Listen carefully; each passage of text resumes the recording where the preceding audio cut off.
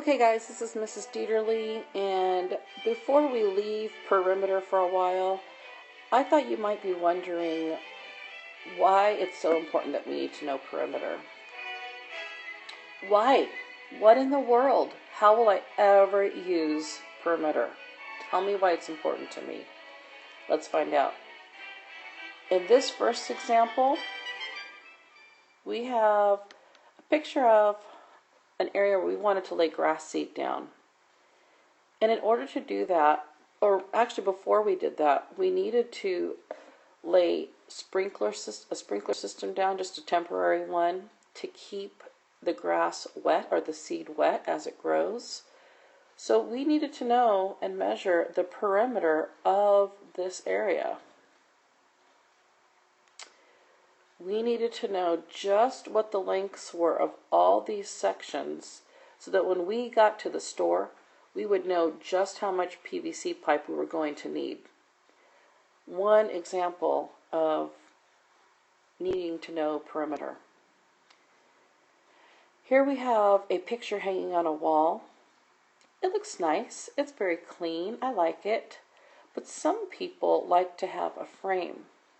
And in order to figure out the frame, you would need to know what is the perimeter of this picture.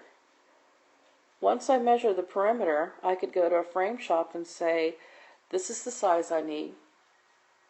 Can you make me one?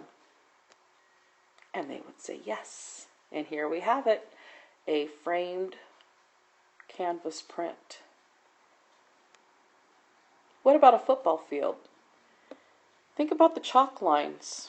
We have these chalk lines here, and chalk comes in a big bag, but we need to make sure that we have enough to cover an entire field, well, at least the perimeter of that field.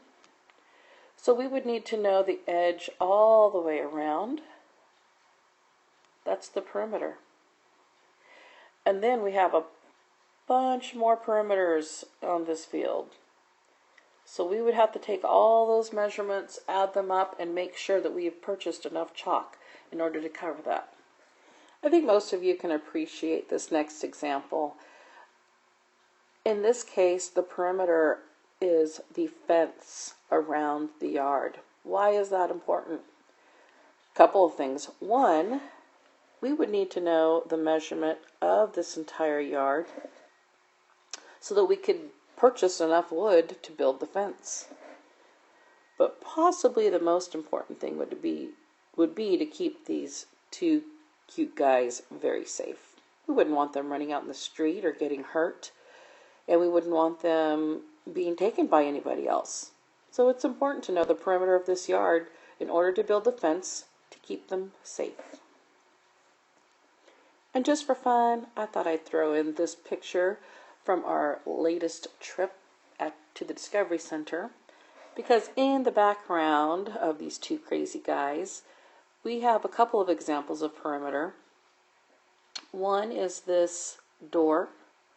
In order to make that purple trim and have enough of it, we would need to measure the perimeter. Also, we have this corkboard. Corkboard is framed. And how would we know how much to buy? We wouldn't want to buy too much, but we also wouldn't want to buy too little. We would need to measure the exact measurements in order to get the correct frame needed to cover the perimeter of that corkboard. Boy, these guys look like they were having a lot of fun, which is what I hope you guys are doing while you're at home, not just doing math. Okay guys, that's it for me. This lesson was short and sweet, but I just wanted to make sure you saw some real-world examples of how a perimeter is important in our everyday lives.